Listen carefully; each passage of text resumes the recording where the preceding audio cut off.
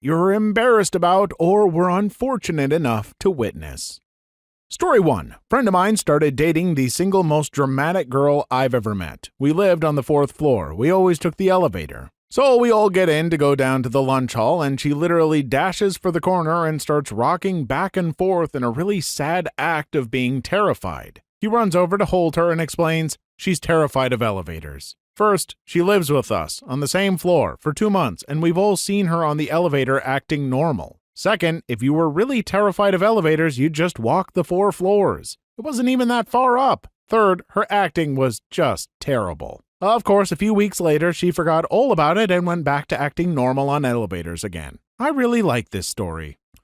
Fun fact, I am actually really anxious on escalators, but I just tend to tense up and be really, really conscious of where my feet are. But I still ride them when there aren't other convenient options, so I would have tried giving the benefit of the doubt here, but it sounds like she was full of it.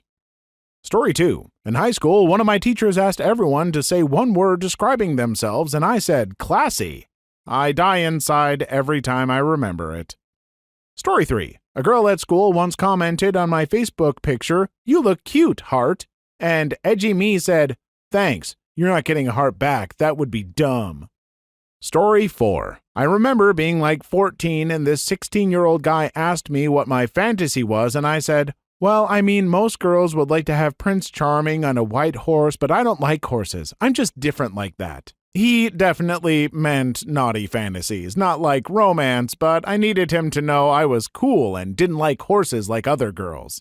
This is so frickin' funny. Story 5. I used to think I was so cool for not knowing how to order a Starbucks drink because I just drink regular coffee. By the way, I've always hated black coffee. I pretended to like black coffee for so long. So good to be in my mid-20s and not care/feel like I drank battery acid. Look, you can't appreciate the complexity of a perfectly brewed cup of black coffee. That's fine. But don't pretend like you've ascended because you like the taste of cream and sugar. Granted, Starbucks isn't brewing anything I would seek out, but still, black coffee is so good, I am literally going to stop recording and go make myself a cup right the hell now. Story 6. One of my best friends in high school decided to take a class in car mechanics. This friend also had zero interest in cars. When I asked her about it, I found out she has this fantasy of being that girl who walks into a boys-only class and shows them all up. When she got to class the first day and there were 3 other girls enrolled, she was pretty unhappy. Story 7. I have the reverse version of this story. I'm a gay man, but hadn't come to terms with that at this point in my life, 9th grade. I had a girlfriend, but we were both good Christians, so we mostly just watched Disney movies and hung out. One night we were lying on the trampoline after watching Pocahontas, and she said, "Gustav Haller, I like you because you don't want what the other boys want." She was absolutely right. Story 8. I was phoning a girl in middle school, and I was showing her my taxidermy bugs, and she said, despite me not being a girl, "Lol," she said, "lol. Other girls shop for heels and stuff while we collect stickers and bugs. LOL. I can't tell if she said LOL or lol. I don't know. I don't even know what I'm supposed to say. I switch back and forth. I don't say it in my life. So, those of you in the comments pointing it out, that's why, because I'm an adult and I just laugh. Story 9. A girl I had an extremely brief, not even one-night stand with sent me a questionnaire survey she made over a year later asking me how she had performed and what would I change about her. We hadn't really talked in the meantime nor since, but I did fill it out for her for a laugh. I didn't realize she wasn't joking. I'm pretty sure I recall seeing the girl side of this on TikTok a few days ago. Story 10. I wore Argyle knee-high socks and Converse with my homecoming dress. I wore boxers under my skinny jeans like those emo guys in the early 2000s. I put maxi pads on my shoulders and told people I was going to try out for the football team. Okay, that third one's just funny though. Story 11. I was my best friend's maid of honor a few years back and we were wedding dress shopping and this one quirky bride came in like, "Whatever dress I get has to go with my red chucks. I am not one of those girls who wear heels. I've always been different." And the shop lady was like, "Actually, second to a traditional heel or ballet flat, chucks are a super common choice for our many low-maintenance brides." and her whole attitude just deflated. When the kid realizes the counterculture is just a different culture and it's still a group of people who are all similar. Oh geez, I thought I was a stoner after the first time I smoked weed. I bought this Bob Marley shirt I wore all the time and made Rasta-colored bracelets, and I felt so cool. Passed out on a rock band drum set after smoking a blunt like it was a cigarette and decided that wasn't the life for me. Passed out on a rock band drum set. God bless, my friend. God bless you. Yeah, you can't just start calling yourself a stoner. You've got to work at it like the rest of us. Story 13. I wasn't like other girls because I loved hats. Top hats specifically. For like a year in 6th grade, I wore a top hat to school, and I thought I was the crap. It's funny now, but oh my god did I cringe for years after it. And of tiny top hats, I was dangerously close to being sucked into the steampunk trend of tiny top hats. Story 14. I took 4 years of auto body repair in high school because I was clearly different than all the other girls. I did end up really liking it, but I started for all the wrong reasons. Yeah, but now you can repair an auto body. Story 15. I spent my middle school years wearing fake coontail extensions and saying, "I'll kill you," to anyone who tried talking to me, especially other girls. I don't know what the frick was wrong with me, but I'm still lying awake at night replaying it all a decade later. It's like 2 a.m. and I'm dying at this comment, laugh my butt off. Just picturing someone walking up to you like, "Hey," and you slowly turn to them, coontails dangling. I'll kill you. Story 16. I hated anything new or trendy because I thought I was cool and contrary to it. From ages 13 to 16. I like not to think about it. Same. Avoided mainstream music and only I listened to offbeat quirky stuff that no one had ever heard of. And I could only get online because it wasn't available in stores. I listen to some mainstream stuff now, but I don't hide the offbeat stuff I used to listen to. It had a lot to do with shaping my musical taste now, so it's a part of me. Story 17. Lady next door needed help breaking into her probably not son's friend's car. She said she could do it with fishing line, and I happen to like to fish, so I had some braided heavy pound test and offered it to her. She pulls the amount she needs and tries to break in with her teeth for a while. Me, "Ma'am, that's a braided line." Her, "Oh no, honey, I'm a country girl."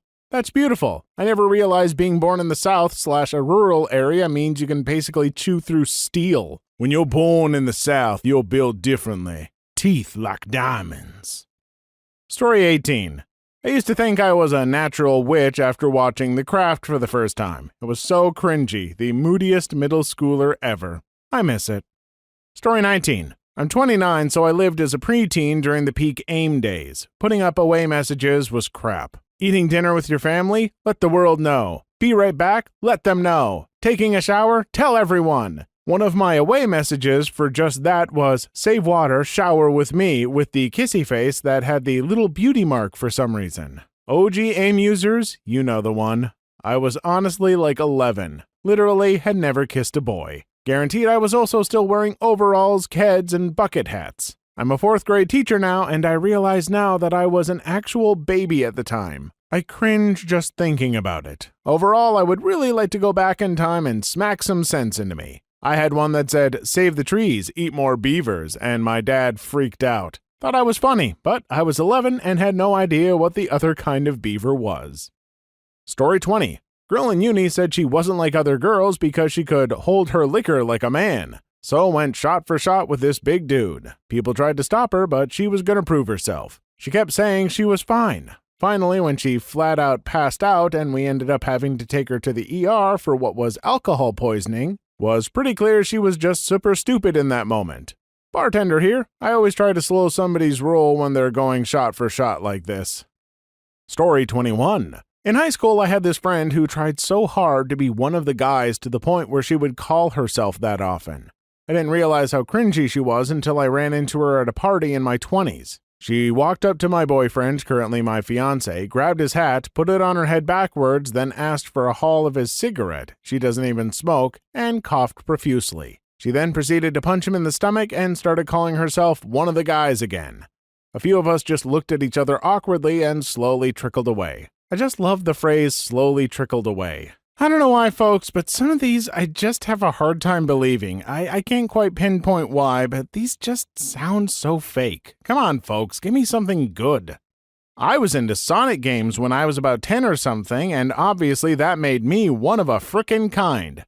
I also got into more video games in my teens, which was just no female person has ever played a video game ever, and this one plays several? Story 23. I always loved dolls and dressing up as a kid. I would spend all my free time playing with my dolls, but when I went to school, I would scoff at the other girls for playing with dolls. I wanted to be seen as tough and cool. Spoiler, I was neither of those things. For my 10th birthday, my parents worked together to build me some doll furniture. Dad did a lot of woodworking, and Mom was good with a sewing machine. Together, they created a cool little wardrobe and bed set for my dolls. They were painted white and had little flower stickers for decoration. My dad had even made a little mirror for my dolls to go on the inside of one wardrobe door. My mom had sewn up a mini mattress for the bed. I just about cried when I opened my presents because I loved them so much. But my friend was sitting right beside me, and I knew if I told my parents I loved the presents, my friends would know I liked dolls. My lies would be undone. So I said, "Thanks, but I don't like dolls. They're for babies." My parents looked so fricking sad. I'm 25 years old, and I'm crying as I type this because I still feel so fricking guilty 15 years later. A few years ago, I got drunk at a family gathering, and I sobbed to my dad and apologized for what I said and told him I loved the present. He knew.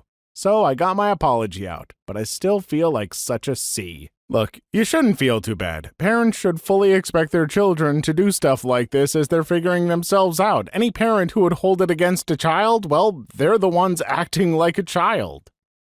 Story 24. I wanted to be emo, but my parents wouldn't let me dye my hair or buy me new clothes, so I was just an ugly middle school girl with a crappy attitude and Bobby Jack outfits. Sounds like my goth phase. Please like and subscribe if you've made it this far. I hope you'll enjoy the rest of the video and have a wonderful day. Story 25. I think the most embarrassing thing I can recall is my friend doing the nice gesture of showing me a song she thought I would like because I was always going on about liking techno instead of pop. I listened for a few seconds, scoffed, frowned.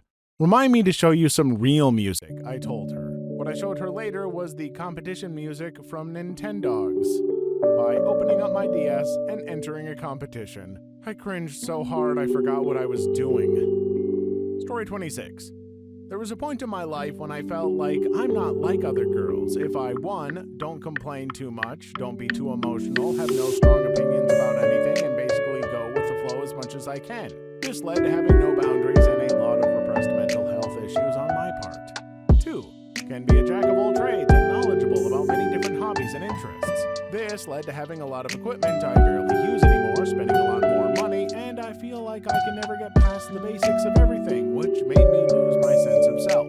3, I basically didn't have my own identity, and I could be any girl you wanted me to be. I'm not like other girls because I am all girls. I'm Whitney Houston. I'm every woman. Story 27. I probably had most of my cringe moments as a teenager. I used to think I was cool because instead of using MSN or MySpace to gossip with my schoolmates, I was on IRC and playing Counter-Strike or Diablo 2 with my online buddies. I only listened to metal, and I always wore black clothing while decking myself out in chains. On the plus side, with social media being in its infancy, most of my blunders have long been forgotten or were never immortalized online. I still have some quirky interests, I guess, but I don't shy away from the mainstream either. And now I like to think of myself as a reasonably well-adjusted lady. I think everyone gets a pass for cringy teenage behavior/phases.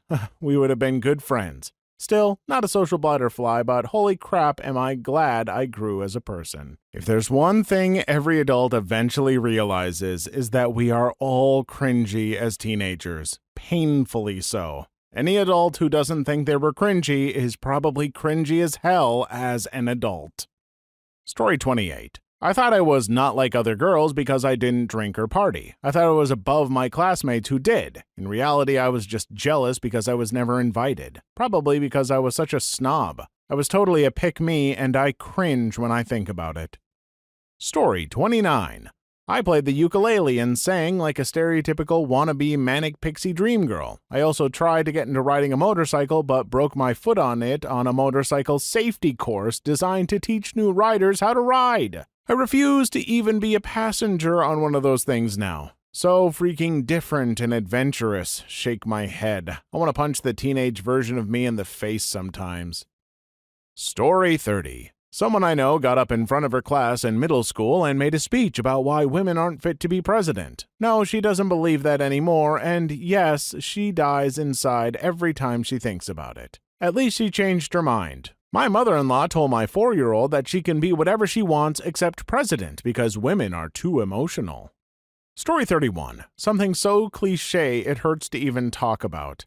I'm a girl. I work at GameStop here in Germany, so one might assume I'm into video games. And for most people, this isn't even something special anymore, so not even a thing worth mentioning. But we had that female customer who came into our shop and wanted to buy one of the Call of Duty games. I don't remember which one. And with the straightest face ever, she came to the counter and told me, obviously female, and my male colleague without asking, yeah, that's right, I am a girl that plays video games. I love playing with my male friends. Like it was so rare and so special, and she felt so cool, like so cool. I could barely keep a straight face while my colleagues sold her the game and we burst out laughing after she left the store. To be fair, back in the 90s, I hid that I spent 80% of my free time playing Sonic the Hedgehog games, because my female friends would give me a hard time about how immature it was. My favorite was the pinball one. I was in my 20s. Hey, Sonic Spinball ruled. Let's play. Story 32. When I was in middle school, we had to make these desk nameplates for some teachers, and one of my friends was drawing on hers and wrote, "I am an otaku, so what?" When she showed me, I said, "Why that? No one ever said anything about you liking anime." She got upset and didn't talk to me for a week. For context, I am from Latin America, so liking anime isn't something weird, and she wasn't the only one who watched anime in my class either. My mom watched Dragon Ball and Naruto